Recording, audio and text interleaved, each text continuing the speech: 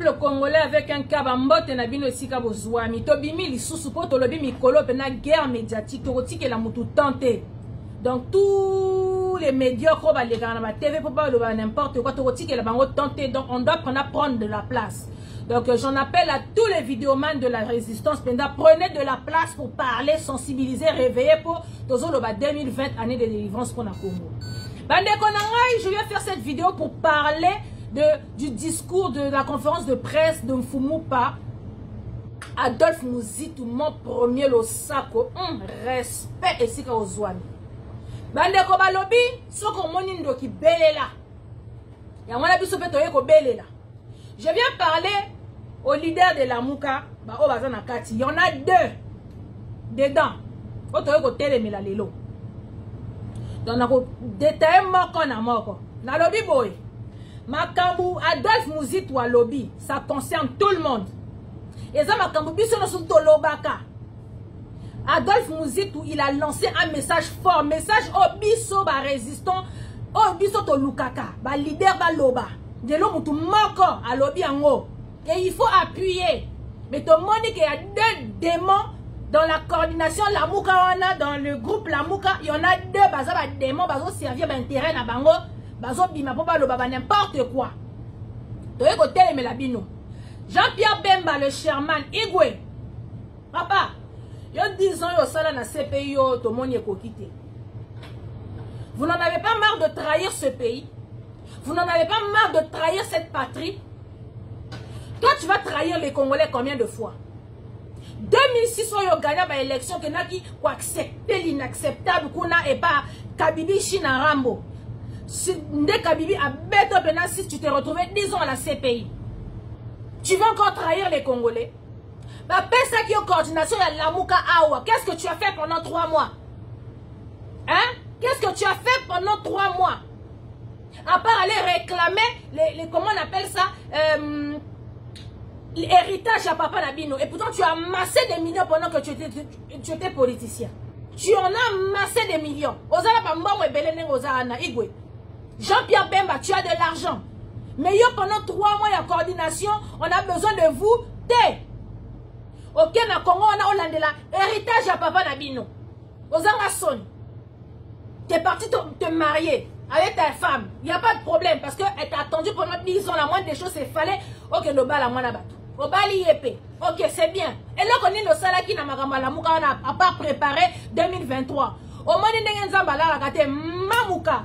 Fini, tu ne peux plus jamais te présenter au Congo. Posa, on a un dossier solide dans ces pays. Donc, plus jamais, il y aura un Jean-Pierre Bemba à la tête de ce pays. C'est fini. Tout ça parce que tu as voulu défier le peuple de Dieu.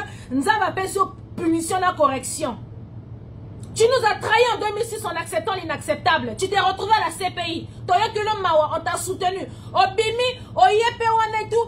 Kabila dit embargo, moyen on s'est présenté parce que tu avais un dossier à la CPI. Zala Kimia continue dans l'idée de le peuple d'abord, vérité des yeux. Yo pendant que Bandeko Basali, coordination, la Moukabos ensemble, ils ont préparé 2023 pour le ventre d'abord. Tu as oublié la population. Pour Sangana Kibo Bimsal, leader Moko, comme on est Martin Fayou m'a dit, mon président. Mais yo t'es pendant les 3 mois là en train de battre ta campagne. Au moins, il y a un Mamouka. Fini, tu ne veux plus jamais te présenter. Donc Jean-Pierre Bemba va 10 ans que tu as passé à la CPI. Quand moi, liberté, non, je suis au Lingyan Hotel. Dans ton 2020, ton son en Congo, ton son pote, ton son yokat, on ligue ton fou de deuxième fois. On consigne sa vie, non, moubimana, na CPI. Mbalo, l'Ilian a roseloté. Attaque ou te balier. Mbalo, pendant 10 ans, l'Ilian ne va pas t'attendre. Pour Basaka, on a ma masse, non, bazotale la l'Ilian. Yambalo, je pense qu'elle ne va pas t'attendre. Mouzito a lancé un message fort. Bobimi, le roi Banzoï, a protégé vos intérêts. Donc Jean-Pierre Bemba, tu n'as rien foutu pendant les 3 mois de la coordination de la Mouka. Tu ne pourras plus jamais te présenter comme président de la République du Congo. Comme ça, la battu jalousité, ceux qui peuvent encore se présenter comme président de la République. Comme ça, la battu jalousité. Donc si vraiment tu es pour le peuple, vous devez soutenir ce que Adolphe Muzitu a dit. Soyano, yo, on croit qu'occuper ma caméra Israël, Pourquoi vous allez Yuda? T'es un juif. Pourquoi vous occupez ma cambo? Il y a Israël-Palestine. Voilà, bah, rendre kuna, toi, Gambien, toi, Zambie. Tu peux pas t'occuper. Ton problème, il est où? Yo, si, que ça va, nyongo, mafia. Des comptes qui ont été gelés, oh, bah, gelés, qui ont, bah, compte, n'a bima, n'a réfléchi, yo. Au Kossarabat, je suis riche, tu vis sur hypothèque. Tu vis sur hypothèque. Bah, mon on est tiré la histoire. Tu es rentré au Congo, tu as fait profil bas. Pour yo, ça n'a pas. Ozana ba compte à rona batwa ba mafia wana fo zong sa ba mbongo na bango oyo defaka wana ya ba uranium o kanela ki bango soki ba loba ni so o lakela bango so peni nango o laka batu ba mbongo ba uranium na ba minerai et yindela yo tangu Kabila a créé ba problème, tu te retrouvais en exil dans moyen au satisfaire au rembourser ba mbongo wana ba minerai wana ezakité. Aux zones na Congo, tu es en train de faire profil bas, tu joues le petit comme un petit chat. Pour oyebi que non, aux zones na problème, faut zone ça bambongo. Aussi si aux zones ça bambongo à mafia. Hein? Est-ce que aussi si aux zones t'as rendu l'argent que tu dois? Voilà. Tika les Congolais tranquilles, ok? Yo le commerçant, règle ton problème de commerçant. On t'a dit laisse la politique aux politiciens. Toi t'es un commerçant, continue à faire ton commerce. C'est comme ma politique. Keba Soyano. Oyoki Keba.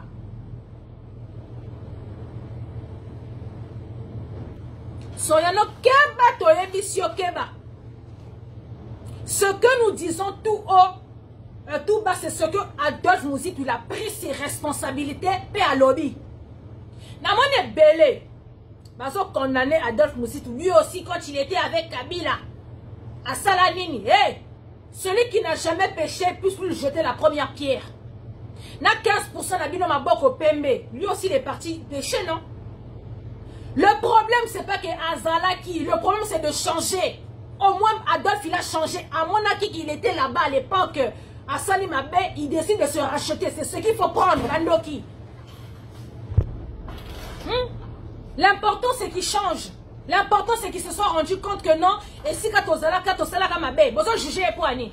Lui au moins il a décidé de changer. Pendant que les autres changent, même si que quand on a Bouzoba. Peuple congolais n'a pas bino. Je viens appuyer Pena Makambu. Mon premier Adolphe Mouzitou, respect à lobby. Il a appelé un chat par un chat. Bandeko. Mouzitou lobby boy. Faut déclarer guerre na Rwanda. Ce petit pays qui est en train de nous foutre la haine depuis le début de l'année, depuis la nuit des temps. Dans ce petit pays là, le Rwanda et l'Ouganda, à l'objet, il faut déclarer la guerre et puis il faut les annexer au Congo. Par contre, pour annexer Rwanda na Congo, en tout cas, nous sommes d'accord. On n'a pas ça, Rwanda, on va annexer na Congo. On a tout ligné en côté.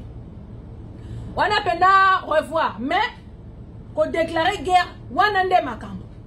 Donc, le message il est clair. Rwanda bino na biso rando bandi. Donc bandeko, boni misabino boyebika boulot.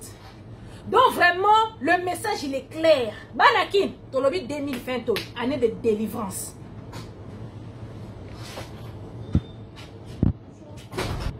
Donc vraiment nous ceci l'obami. On appelait un chat par un chat. Faut déclarer guerre na Rwanda. Si quand je voulais parler aux talibans, bah talibans, bino tolobi mutu amboa na bino wana penande makambo bino comme la bino ezani. Bah talibans va prendre la bino ezani. C'est quoi que vous ne comprenez pas en fait? Bon, et puis que tous les gens qui ont fait médecine là, qui ont fait des recherches et tout, bah ça la bino va qui si Nicolo yo pour melakango pour cerveau zongal en place. Comme Mouzitou il a dit déclarer la guerre au Rwanda, Boyoki a déclaré guerre à Bataliban. À quel moment Boyoki a déclaré guerre à Bataliban pour au fond la bambanga na bino bobrosakate pour le bagé non il s'attaque à nous. Bon ma bombe en fait bino ba bataba problème à kasi tomoni hein. Attaque tout mboa, il réfléchit. Oh ya bino ezali suto yebité quoi. Prendre la bino zanine. À quel moment vous expliquer biso nan poto na poso comprendre. Na moment nini bino boyoki ke Adolphe Mouzitou quand il a dit dans ça dit que bino boba rwandais. Dans ça dit que bino boba rwandais. Est-ce que boyebi que si ka président na bino 15% azoluka échappatoire pour bima. Boyebi yango. Au contraire, le mot d'ordre au lobby, ah ouais, tout bisognon, surtout faut te téléménager ma Rwandais, oh, pour tout ça la guerre. Ouais, éviter que ça échappatoire pour la presse Nabino. Ouais, éviter que tu as sauvé le président Nabino sans le savoir. Ouais, bien noté. Pour ainsi qu'Azawana Azana Singana Kingo Ao. Parce que Félix, il a mis sa famille en jeu, il a mis sa vie en jeu. Donc, c'est-à-dire que lui, il y a un échappatoire. Bon, moi, je Jean-Marc Kabounda Makamokena na Kassai. Jean-Marc Kabounda, lors de son déplacement au Kassai, à qui est-ce qu'il y a Kassai? Bon, ben, il y a Bapaya. Bapaya, wana bazaba nani? Baswahili, Rwandais, bazaba nani? Bapaya, oh, Jean-Marc Kabounda à lobby. L'élo na MC Bino Zako Yinda chez les talibans, FCC Kachon, en tout cas, les balles na bango, wana benezami kakatano. Bon, PPRDP a bimisi. Bakulu na nae po ba répondre Jean-Marc Kabounda. Jean-Marc Kabounda, yo ba paya wana loba ki wana bazaba nani. Pundaman, voilà ce que donne le pouvoir. Quand nous on a la rage, tozo le bateau benga na ba paya. Bobano sekat. Jean-Marc Kabounda, depuis qu'il est revenu du Rwanda, makambo ba sala ki kuna ya pauvre père et Pessie ba hémorroïde et Pessie kanana révolte. Depuis que Jean-Marc Kabounda est revenu du Rwanda, il a changé. A comme il n'a qu'un ba Rwanda ko sakanate, oh la pa Jean-Marc Kabounda, oh la pa, oh ba sala ki omukie. Je viens souhaiter mes condoléances à toute la famille de Jean-Marc Kabounda. Oh yo bazo bomo kalate, il y aura des retours. Ba Rwanda ba lobi boye, ba ici Félix, makambu Jean-Marc Kabounda lobby, ça veut dire qu'il défie l'autorité à Félix. Donc il faut ba renvoyer Jean-Marc Kabounda. Donc c'est soit c'est Félix Moutatindi Jean-Marc Kabounda ou Jean-Marc Kabounda il a adversaire, il y a Félix. Donc bazana pour ça que ba yoka que non Félix il a mis en tout en œuvre pour la rebengana Jean-Marc Kabounda. Jean-Marc Kabounda, yo, je souhaite mes condoléances à toute ta famille, même si je voulais que ce soit biso ba congolais penda, toto salaire au fait, mais c'est les Rwandais qui vont se charger de toi. Je viens souhaiter toutes mes condoléances à toute ta famille pour zo koufa kalate. Ba Rwandais bazo bomayo. Si on ne te destitue pas de ta place, de ton poste, ba Rwandais bazo bomayo. Au moins, les rages, biso to zala ranango contre les Rwandais. Yo tango yo ki ka pouvoir. Voilà ce que donne le pouvoir pour Namane. Au bossani ba Congolais, au bossani pasi.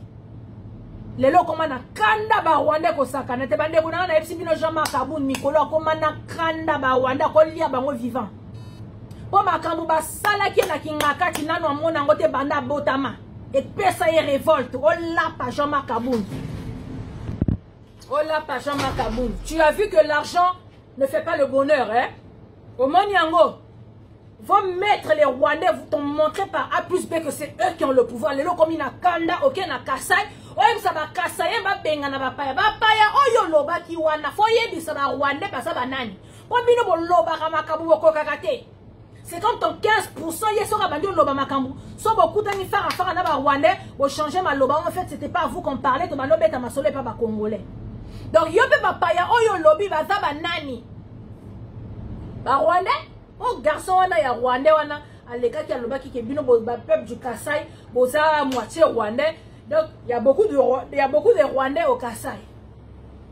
Donc, les Rwandais, donc, Kabila atindi, ba kuluna na eba répondre Jean-Marc Kabounda, lobby, yo tango loba ka boye boye. Ba memi yo na Rwanda, ba expliquons makambu, comme tu ne veux pas écouter, ya malo yo y aura des retours. Donc je souhaite mes condoléances à toute la famille Kabounda pour Kabounda zo koufa. C'est bien fait pour toi Jean-Marc Kabounda. Trahir le pays.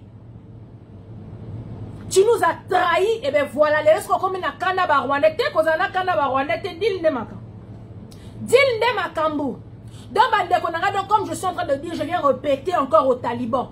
En quoi ça vous concerne le fait que makambu musito alobi? Ça vous concerne en quoi? Et talibino na nini? Boza ba Rwandais pour boyo défendre. Boza ba Rwandais. Bon pesa biso merci biso tozo telema tozo to papa kalate o to yinde sana Congo. Bon pesa biso ne merci. Bon eza échappatoire ya président na bino 15% mabundi. Eza échappatoire na ye. Pour y moka lukaka ba stratégie. Pour aujourd'hui si Jean-Marc Kabounda se permet d'aller dire au Kassai mo benga na bapaya. Ça veut dire que Félix il est au courant. Pour Félix alingi que eyinda na Congo wana pour échappatoire. Mais Félix, attaque ou tu vois ici. Toi, tu as des. Il y en a plus, il y a ton petit boyete. Pour 2020, tu as quitté. Tu as boto la mboka. On a beau y avoir un pour on sait de quoi on parle. Tu as assurance. Bon, remarquez, tu as assurance. Tu as un bon, comprenez, bon, comprendre l'assurance. Tu as un tant on va 2020. Bah, on va mettre ma sola 2023. On a bien, vous êtes petit dans la tête. Tant on met ma sola 2023, et ma grande tozolo. Tu as assurance, ma casse. Donc, faut pas banga. Ce que yo Félix, yo quand ça que non attaque de boyindi ici, mais vous tous ça va vous attaquer. Jean-Marc Kaboun, ce sont les Rwandais qui vont régler leurs problèmes. Félix, toi je te laisse au Congo. Les gars petit que na Kabila, Kabila pena yo na revendre pena na tolo, na ro piccolo bambuma mi so na minene aux alaka na on mbeli. Mine to kokuma bino na CPIT. To kokuma bino na CPIT. Félix, yo pena au moins yo avec tes grosses joues matin. Yo faut pas paponer ma mata 1 2 3 sur tes grosses, faut pas paponer ma mata pour que ça rentre dans le cerveau parce que tu raté. Après ba Congolais ba osala kama pop mais faut dire non ba mata sur les matins, faut pas conditionner matin wana ya minene wana oh et comme ibo.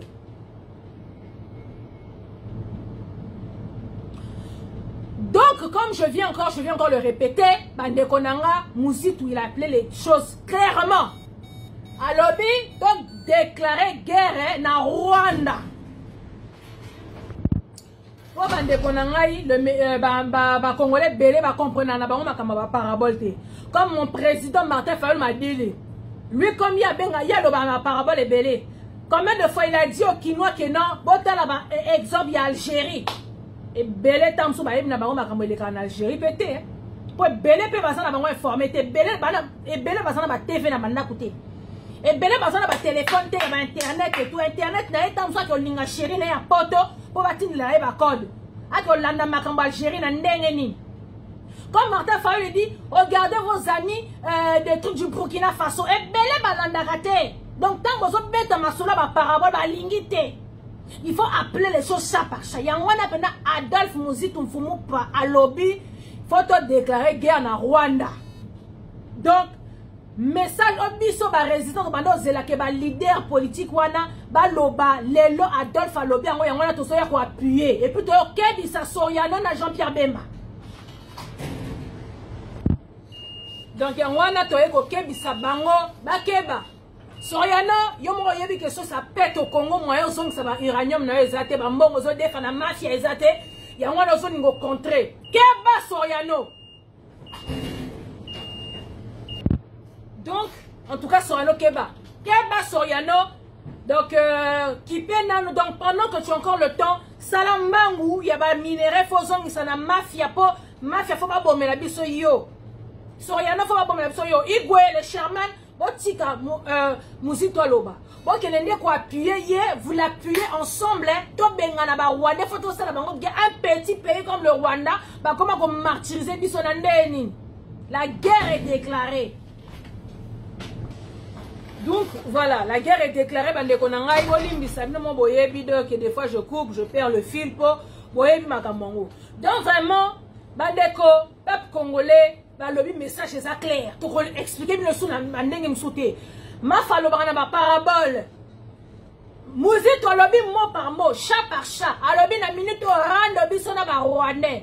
Au moni Rwandais so ko kate kingo o katie kingo. Na minute bango ba bomi biso pendant des mois, des années, toloba le côté mbalo tolobi 2020. Bandeko, tant toloba 2020 to yebi makambu to zoloba. To yebi. Yangona ba komi ko banga. Ko na ba intérêt na bango. Bemba ana ba intérêt na ena ba Rwandais. Yangona ba so soutenir Adolphe T. Mafa kanga mana Adolphe Mouzitou. Peuple na Simanabino. Donc quand Adolphe c'est à lobby déjà, il a ouvert les hostilités. Donc là, c'est bon. Mais quand vous biso résistance, on va un des leaders à Lobango et c'est à lobby.